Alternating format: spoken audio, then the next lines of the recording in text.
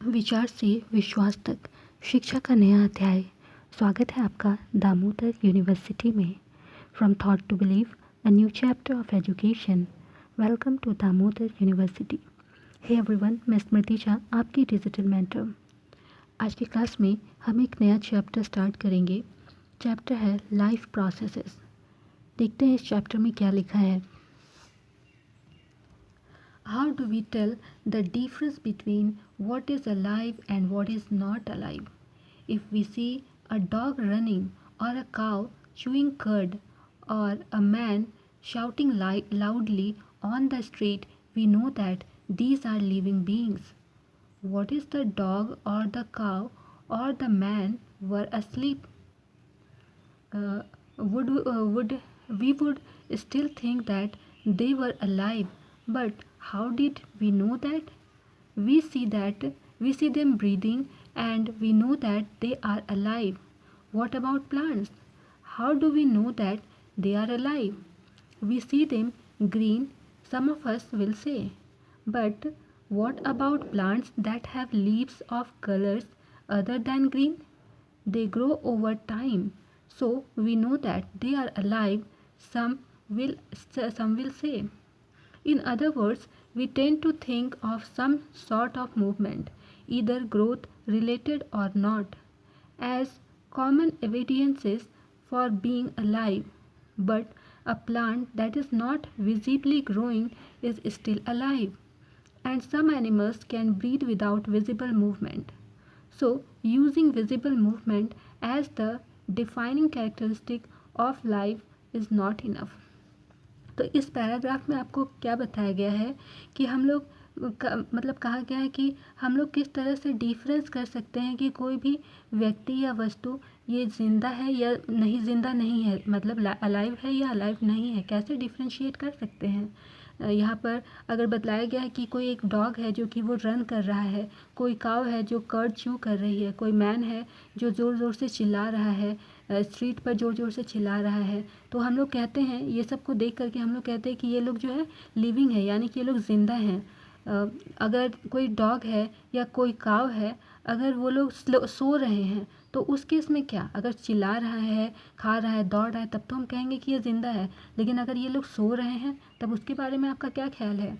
अगर ये लोग ज़िंदा हैं तो ये लोग ज़िंदा हैं तो हम लोग कैसे कह सकते हैं कि ये लोग ज़िंदा है? जब सो रहा है तो आपको तो पता नहीं चलेगा, ये लोग तो किसी तरह का कोई हल्ला नहीं कर रहा है, किसी तरह का शोर नहीं मचा रहा है। उस टाइम आप कैसे कहोगे कि ये जो है मतलब लिविंग बीइंग है, चाहे जानवर हो चाहे पर्सन हो। तो इस केस में आप आंसर दे सकते हो कि वो सांस ले रहे हैं, और इससे हमें पता चलता है कि वो जो है वो ज़िंदा है। तो आपने ह्यूमन बीइंग के बारे में, एनिमल्स के बारे में तो बता दिया कि वो सांस ले रहे हैं तो वो ज़िंदा है, लेकिन अगर प्लांट के बारे में बात करें तो प्लांट के बारे में आप कैसे कह सकते हो कि प्लांट ज़िंदा है या नहीं है? हम लोग कैसे पता लगाएं कि प्लांट ज़िंदा है क्या नहीं है? तो अब हमें से कुछ लोग कहेंगे कि प्लांट जो है वो कलर में ग्रीन होते हैं, तो जो ग्रीन कलर के प्लांट है वो ज़िंदा है। तो अगर ऐसा है तो कुछ प्लांट्स ऐसे भी होते हैं जिनके जो लीव्स होते हैं वो ग्रीन नहीं होते, जिनकी पत्तियां हरी नहीं होती हैं, तो क्या वो प्लांट्स ज़िंदा नहीं है? तो ऐसे केस में आप लोग फिर से सोचने लग जाएंगे। तो आप दूसरा डेफिनेशन देंगे कि वो जो है टाइम के साथ में ग्रो करते हैं, उसमें वृद्धि होती है, तो हम लोग कहते हैं कि वो अलाइव है। तो कुछ लोग ऐसा कहेंगे कि वो टाइम के साथ में उनकी हाइट में वृद्धि होती है तो वो बढ़ रहे हैं, तो इसलिए वो ज़िंदा है। दूसरे शब्दों में हम कह सकते हैं कि कुछ प्लांट्स है, मतलब कुछ है ग्रोथ रिलेटेड टर्म्स जैसे हैं, जैसे अभी हमने कहा था कि ग्रो कर रहा है तो वो सब्सटेंस, वो जो प्लांट है या एनिमल है वो ज़िंदा है। लेकिन प्लांट जो है, प्लांट में ग्रोथ जो प्लांट की होती है वो विजिबली, मतलब जनरली विजिबल नहीं होता है। कुछ एनिमल्स ऐसे होते हैं जो कि बिना विजिबल मूवमेंट के सांस भी लेते हैं तो आपको पता नहीं चलेगा कि वो सांस ले रहे हैं। तो क्या इस केस में हम कैसे पता लगाएंगे कि कोई भी ह्यूमन बीइंग या प्लांट है, ये कैसे पता लगाएं कि ये बिना मूवमेंट के हम कैसे पता लगाएं कि ये ज़िंदा है या नहीं है? तो इसके लिए आगे फिर लिखा है, movements over very small scale will be invisible to the naked eye. Movement of molecules for example, तो बहुत ही छोटे स्केल पर अगर आप मूवमेंट की बात करें तो ये हमारा जो नेकेड आई से है, नेकेड आई से इसको देख पाना पॉसिबल नहीं है। कुछ मॉलिक्यूल्स होते हैं, कुछ मॉलिक्यूल का भी मूवमेंट आप नेकेड आई से आप उनके मूवमेंट को नहीं देख सकते हो। This is invisible molecular movement necessary for life. तो ये ज़िंदगी के लिए ऐसे ऐसे इनविजिबल मूवमेंट होते हैं जो लाइफ के लिए बहुत ही ज़्यादा इम्पॉर्टेंट होते हैं। If we ask this question to professional biologist they will say yes. तो ये बात अगर है, जब आप ये कहते हो कि उसके अंदर मॉलिक्यूलर मूवमेंट हो रहा है तो वो जो ह्यूमन बीइंग है वो लाइव है, तो कोई भी आप बायोलॉजिस्ट से पूछोगे तो ये बात वो करेक्ट कहेंगे। In fact, viruses do not show any molecular movement in them, and that is partly why there is a controversy about whether they are truly alive or not। तो वायरस की बात करें तो वायरस जो है किसी तरह का मूवमेंट अपने आप में शो नहीं करते हैं, तो वो जिंदा है या नहीं है वो आप कैसे पता लगाते हो। तो why are molecular movements needed for life. तो लाइफ के लिए मॉलिक्यूलर मूवमेंट की ज़रूरत होती है। मॉलिक्यूलर मूवमेंट है तो लाइफ है। We have seen in earlier classes that living organisms as well as organized structures, they can have tissues, tissues have cells, cells have smaller components in them and so on। तो हम लोग पिछले classes में हम लोग already पढ़ चुके हैं कि हमारे पास में टिश्यू होते हैं, टिश्यू के कॉम्बिनेशन से सेल बनता है और सेल के कॉम्बिनेशन से हमारे ऑर्गन्स बनते हैं, तो इस तरह से ऑर्गन सिस्टम बनता है। इस तरह से हमने ऑलरेडी पढ़ लिया है। Because of the effects of the environment, this organized ordered nature of living structure is very likely to keep breaking down over time। तो समय के साथ साथ जो और इन्वायरमेंट के इफ़ेक्ट से ये जो सब्सटेंसेस है इनमें हम लोग चेंजेस देखते हैं। If order breaks down the organism will no longer be alive. तो अभी हमने देखा कि जैसे सेल है, सेल के कॉम्बिनेशन से टिश्यू बना है, टिश्यू के कॉम्बिनेशन से सेल बना है, तो ये एक ऑर्डर में वर्क होता है। अगर एक ऑर्डरली वर्क नहीं होगा तो हमारा जो पूरा का पूरा सिस्टम है वो ब्रेक डाउन कर जाएगा। Since all this structures are made up of molecules they must move molecules around of them. तो यहाँ पर ये पूरा का पूरा स्ट्रक्चर मॉलिक्यूल पर डिपेंड करता है, इसीलिए इसके बारे में हम स्टडी करेंगे। We are the maintenance process in living what are the maintenance process in living organism, let us explore. तो हम सबसे पहले देखेंगे कि लिविंग ऑर्गेनिज्म क्या होता है, कैसे ये लाइफ प्रोसेस यहाँ पर कैसे होती है, ये देखेंगे। तो हमारा टॉपिक है what our life processes. Life process क्या होती है। The maintenance function of living organisms must go on even when they are not doing anything particular। तो हमारा जो बॉडी का मेंटेनेंस सिस्टम होता है, हमारा जो ऑर्गेनिज्म होता है, तो यहाँ पर मेंटेनेंस वर्क हमेशा चलते रहता है, चाहे आप कोई काम कर रहे हो या कोई पर्टिकुलर वर्क आप नहीं कर रहे हो। Even when we are just sitting in class, even if we are just asleep, this maintenance job has to go on. तो चाहे हम कहीं पर बैठे हैं, क्लास में बैठे हैं या सो रहे हैं, चाहे खड़े हैं, तो यहाँ पर कोई भी कंडीशन हो, यहाँ पर मेंटेनेंस वर्क हमेशा आपकी बॉडी में चलते रहता है। The process which together perform this maintenance job are called life process. तो ऐसा प्रोसेस जो कि मेंटेनेंस जॉब को परफॉर्म करता है उसे हम लाइफ प्रोसेस कहते हैं। Since these maintenance processes are needed to prevent damage and breakdown, energy is needed for them। तो हमारे बॉडी में आए दिन किसी न किसी तरह का डैमेज होते रहता है, किसी न किसी तरह का ब्रेकडाउन होता रहता है, तो इसको ओवरकम करने के लिए, इसको मेंटेन करने के लिए हमें एनर्जी की ज़रूरत होती है। This energy comes from outside the body of the individual organism. तो ये एनर्जी कहाँ से आती है, हमारे बॉडी के आउटसाइड से, जो हम खाना वगैरह खाते हैं तो वहाँ से हम ये एनर्जी गेन करते हैं। So there must be a process of transfer of source of energy from outside the body of the organism which we call food to the inside, a process we commonly call nutrition. तो यही लिखा हुआ है कि ये जो energy है, energy के लिए हमें क्या करना पड़ता है, खाना खाना पड़ता है, बाहर से हम लोग फूड सप्लाई करते हैं, तो ये जो प्रोसेस है फूड सप्लाई करने का, इसे हम न्यूट्रिशन कहते हैं, और इसी के थ्रू हमारा जो मेंटेनेंस वर्क होता है हमारी बॉडी में वो चलते रहता है। If the body size of the organism is to grow additional raw material will also be needed from outside. तो अगर कोई छोटा बच्चा है तो उसका बॉडी साइज अगर इंक्रीज़ कर रहा है तो उसको खाने में एडिशनल रॉ मटेरियल्स की ज़रूरत होती है। Since life on earth depends on carbon based molecules, most of these food sources are also carbon based. तो हमारा जो लाइफ है अर्थ पर जो लाइफ है ये कार्बन बेस्ड मॉलिक्यूल्स पर डिपेंड करता है। इसीलिए हम लोग जो खाना खाते हैं तो most of the food items हैं वो कार्बन बेस्ड होते हैं। Depending on the complexity of these carbon sources different organism can then use different kinds of nutritional process. तो डिपेंड करता है कि मतलब कार्बन के जो सोर्सेस हैं उनकी कॉम्प्लेक्सिटी पर डिपेंड करता है, मतलब ऑर्गेनिज्म पे भी डिपेंड करता है कि वो अलग अलग काइंड के फूड को वो मतलब इनटेक करते हैं। The outside source of energy could be quite varied since environment is not under the control of the individual organism. तो बाहर से आप जो खाना खाते हैं तो वो डिपेंड करता है, मतलब डिफरेंट टाइप की फूड आइटम्स आप खाते हो। जैसे कि आप अपनी बात करो तो ह्यूमन बीइंग डिफरेंट टाइम के काइंड के फ्रूट्स खाते हैं। वहीं आप जानवरों की बात करो तो जानवर जो है वो घास खाते हैं, आप घास नहीं खा सकते हो। तो अलग अलग ऑर्गेनिज्म की ज़रूरत अलग अलग होती है, उसके अकॉर्डिंग वो फूड इनटेक करते हैं।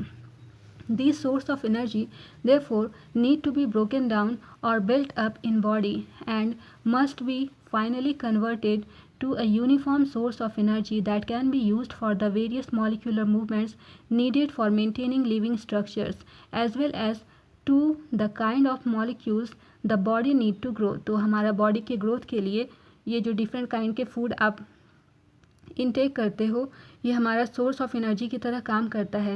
ये हमारा बॉडी में जब जाता है तो ये अपने सिंपलर सब्सटेंसेस में टूट करके सिंपलर सब्सटेंसेस में वो कन्वर्ट हो जाते हैं और उसके बाद हमें एनर्जी देते हैं। For this, a series of chemical reactions in the body are necessary. Oxidizing, reducing reactions are some of the most common chemical means of to break down molecules। तो हमारे बॉडी में इसका कन्वर्जन जब होता है, food material जब आप खाते हो उसको स्मॉलर सब्सटेंसेस में ब्रेक होना होता है, तो यहाँ पर डिफरेंट केमिकल रिएक्शंस हमारी बॉडी में होते हैं। ऑक्सीडेशन रिडक्शन प्रोसेस भी हमारे बॉडी में होता है और यहाँ पर जो मॉलिक्यूल्स होते हैं ये छोटे छोटे टुकड़ों में फूड के मॉलिक्यूल्स टूटते हैं। For this many organism use oxygen sourced from outside the body. और इसके लिए सबसे ज़्यादा मतलब मैक्सिमम ऑर्गेनिज्म को ऑक्सीजन की ज़रूरत होती है और ऑक्सीजन हम कैसे करते हैं, इनटेक करते हैं बाहर से। The process of acquiring oxygen from outside the body and to use it in the process of break down of food sources for cellular need is what we call respiration.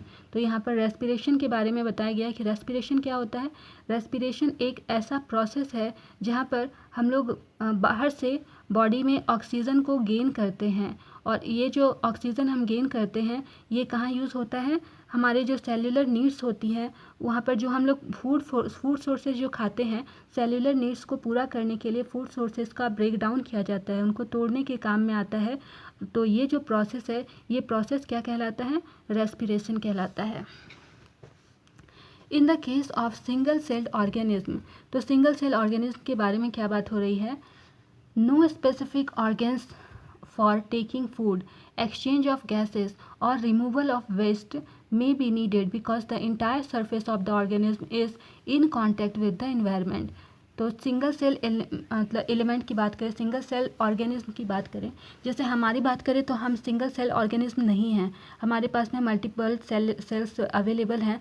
खाना खाने के लिए अलग sales हमारे use होते हैं, सांस लेने के लिए डिफरेंट सेल्स का यूज़ करते हैं, एक्सक्रीशन के लिए अलग अलग पार्ट का यूज़ करते हैं। लेकिन सिंगल सेल जो ऑर्गेनिज्म होते हैं यहाँ पर कोई स्पेसिफिक ऑर्गन नहीं होता है। कोई खाना खाना हो तो उसके लिए कोई स्पेसिफिक ऑर्गन नहीं होता है।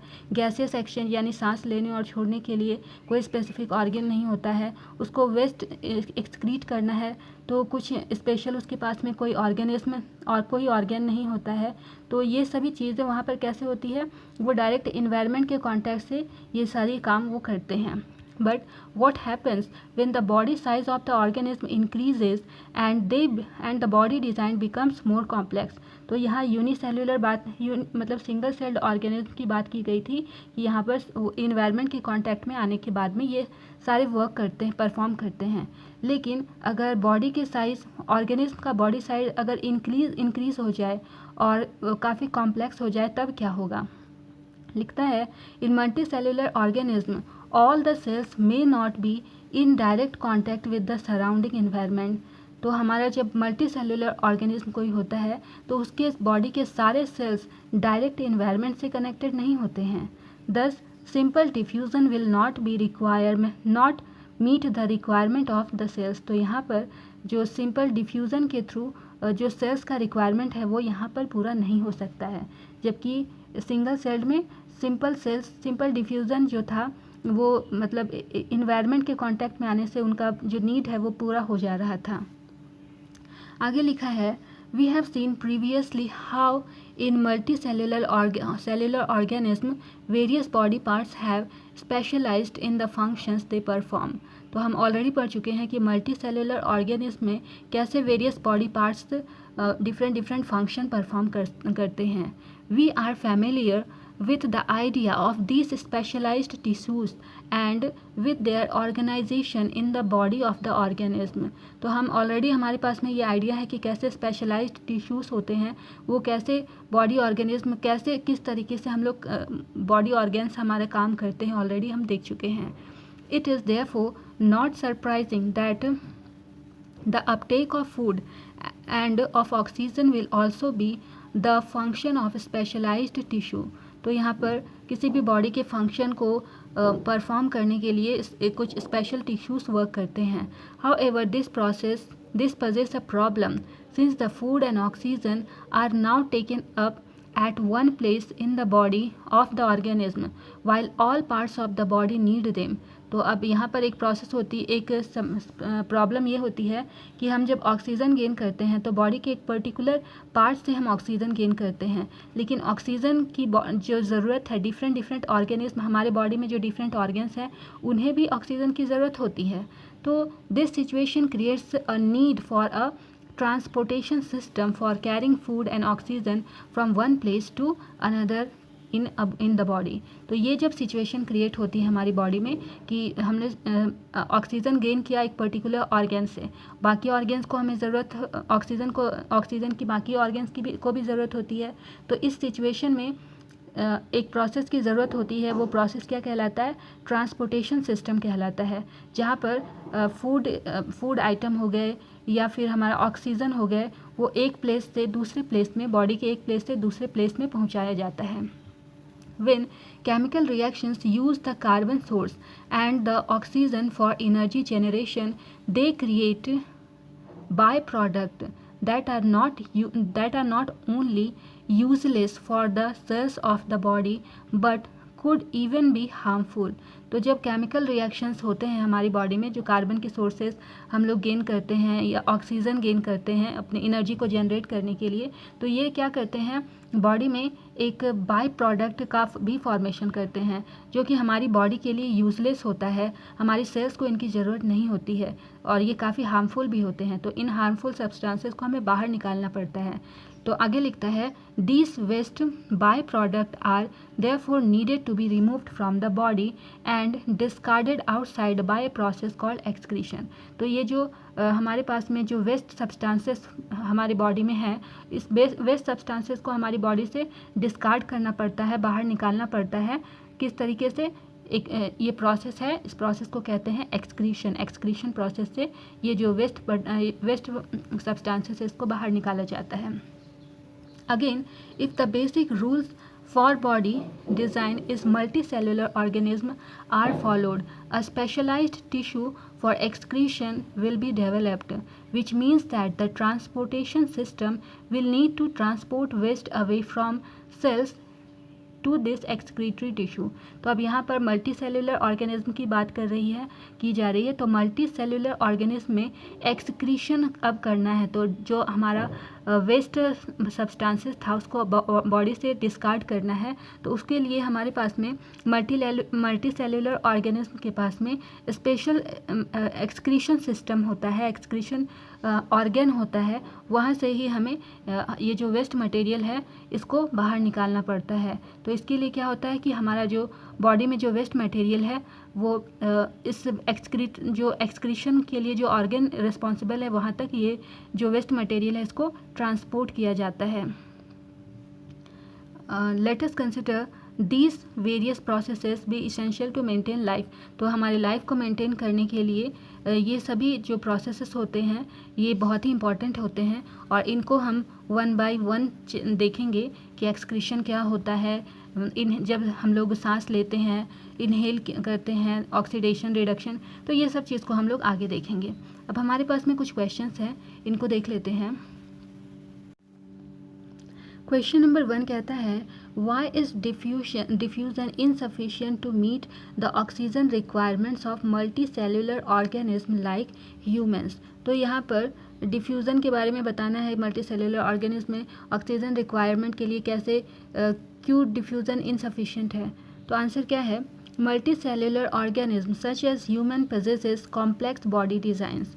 तो ह्यूमंस की बात करें तो ह्यूमंस का जो बॉडी डिज़ाइन होता है वो काफ़ी कॉम्प्लेक्स होता है, और ह्यूमंस जो होते हैं ये मल्टी सेलुलर ऑर्गेनिज्म होते हैं। They have specialised cells and tissues for performing various necessary functions of the body such as intake of food and oxygen. तो हम जो ह्यूमन बींग्स होते हैं तो इनकी बात करें तो मल्टी सेलुलर ऑर्गेनिज्म जितने भी होते हैं उनके पास में स्पेशलाइज्ड सेल्स और टिश्यूज़ होते हैं। बॉडी के डिफरेंट फंक्शंस को परफॉर्म करने के लिए उनकी बॉडी में डिफरेंट सेल्स और टिश्यूज़ प्रेजेंट होते हैं। जैसे कि खाना खाने के लिए जब खाना खाते हैं, फूड इंटेक करते हैं, तो ऑक्सीजन गेन करते हैं, ऑक्सीजन इंटेक करते हैं, तो सबके लिए डिफरेंट सेल्स और टिश्यूज़ अवेलेबल हैं। Unlike unicellular organism, multicellular cells are not in direct contact with the outside environment। तो बात करें कि जिस तरह से हमारा यूनिसेलुलर ऑर्गेनिज्म डायरेक्ट इन्वायरमेंट के कॉन्टैक्ट से अपने सारे वर्क कंप्लीट करता है, लेकिन मल्टी सेलुलर ऑर्गेनिज्म जो है वो डायरेक्ट कांटेक्ट में, इन्वायरमेंट के डायरेक्ट कांटेक्ट में आकर के अपना सारा फंक्शन परफॉर्म नहीं करता है। Therefore diffusion can not meet their oxygen requirement. यही एक वजह है कि ऑक्सीजन का जो रिक्वायरमेंट है ये डिफ्यूज़न की प्रोसेस से यहाँ पर कंप्लीट नहीं हो पाता है, ये इनसफिशिएंट है डिफ्यूज़न। क्वेश्चन नंबर 2 कहता है what criteria do we use to decide whether something is alive. तो कोई जिंदा है, कोई अलाइव है, तो कैसे उसको बताने के लिए कौन से क्राइटेरिया है, कैसे पता लगाओगे कि सब मतलब कोई ऑर्गेनिज्म है वो अलाइव है। तो आंसर है any visible movement such as walking, breathing और growing is generally used to decide whether something is alive और नॉट। तो कोई भी चीज़ है वो ज़िंदा है कि नहीं है उसके लिए हम लोग देखते हैं कि उसकी विजिबल मूवमेंट पर ध्यान देते हैं, जैसे वो वॉक कर रहा है, ब्रीद कर रहा है या नहीं, ग्रो कर रहा है कि नहीं, तो ये सब से हम पता करते हैं कि वो अलाइव है या नहीं है। However a living organism can also have movement which are not visible to the naked eye. तो हमारे जो लिविंग ऑर्गेनिज्म है उसमें एक और मूवमेंट होती है जो कि हम नेकेड आई से नहीं देख सकते हैं। Therefore, the presence of life process is a fundamental criterion that can be used to decide whether something is alive or not। तो यहाँ पर एक जो हमारा इनविजिबल प्रोसेस था वो क्या है, मतलब उसके थ्रू हम क्या कर सकते हैं, लाइफ प्रोसेस जो हमारा बॉडी में चल रहा है उसके प्रेजेंस से हम पता लगा सकते हैं। ये एक हमारा फंडामेंटल क्राइटेरिया है जिससे हम डिसाइड कर सकते हैं कि कोई भी सब्सटेंस, कोई भी जीव है, मतलब वो लिविंग है, जिंदा है या नहीं है। क्वेश्चन नंबर 3 कहता है what are outside raw material used for by an organism. तो बाहर से कौन सा रॉ मटेरियल यूज़ होता है तो आंसर क्या है? An organism uses outside raw material mostly in the form of food and oxygen. तो बाहर से किसी भी ऑर्गेनिज्म को जिस चीज़ की आवश्यकता होती है वो ज़्यादातर क्या होता है? या तो फूड होता है या फिर ऑक्सीजन को के इनटेक की ज़रूरत होती है। The raw materials required by an organism can be quite varied depending on the complexity of the organism and it's environment. तो ये डिफरेंट ऑर्गेनिज्म पर डिपेंड करता है कि वो कितनी मात्रा में रॉ मटेरियल गेन करेगा, कौन सा रॉ मटेरियल गेन करेगा, किस तरीके से इन्वायरमेंट के साथ में रिएक्ट करेगा। क्वेश्चन नंबर 4 कहता है what process would you consider essential for maintaining life. Life को मेंटेन करने के लिए कौन सा प्रोसेस इसेंशियल है?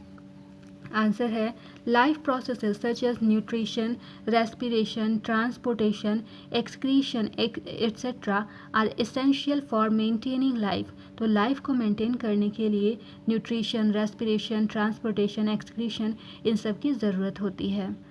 तो मेरे प्यारे बच्चों, ये थी हमारी आज की क्लास। यदि कोई भी डाउट हो तो आप हमारे डीयू के कमेंट सेक्शन में अपना सवाल ज़रूर पूछें। मैं हर एक लर्नर को रिप्लाई देने की कोशिश करूँगी। Okay then, keep learning, keep growing only at DU. See you soon, bye bye.